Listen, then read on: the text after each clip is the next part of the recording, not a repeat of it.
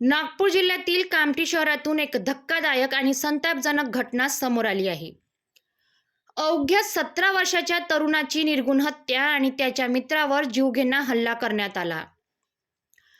1 मार्च 2024 रोजी रात्री अंदाजे 9:30च्या दरम्यान पोलीस चौकीसमोर ड्रॅगन पॅलेस रोड आणि काही क्षणातच परिसरात गोंधळ, आरडाओरड आणि रक्ताने माखलेला रस्ता.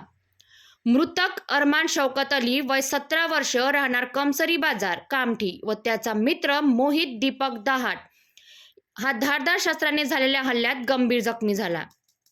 फिर्यादी शौकत अब्बास अली यांच्या तक्रारीनुसार आरोपी राशिद रोशन अफरोज, अजहर मोहम्मद अतिक, अयान खान वल्द फिरोज खान, अशरफ शेख अतिक व चांद नावाचा एक मुलगा व इतर साथीदार यांनी अरमानला ड्रॅगन पॅलेस रोड पोलीस चौकीसमोर बोलवले आणि मुलीसोबत बोलू नकोस या कारणावरून वाद झाला आणि त्याच रागातून धारदार शस्त्राने हल्ला करून अरमान शौकत अली यास जीवाशी ठार मारले, तर त्याचा मित्र मोहित दीपक दहाट यास गंभीर जखमी केले.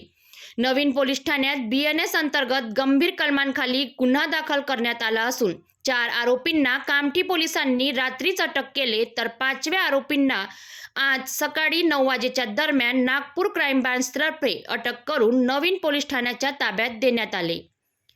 कामठी शहरात तरुणामध्ये वाढती हिंसक प्रवृत्ती, रस्त्यावरच वाद विटवण्याची मानसिकता आणि कायद्याला दिले जाणारे उघड आव्हान या सगळ्यांवर नियंत्रण कधी येणार? पालकांच्या मनात भीती, तरुणांमध्ये असुरक्षितता आणि शहरात संतापाची लाट. अरमानला न्याय मिळणार का? आरोपींवर कठोर कारवाई होणार का?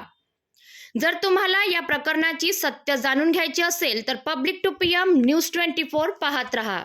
सत्य बोलेल, थेट बोलेल, निर्भीड बोलेल.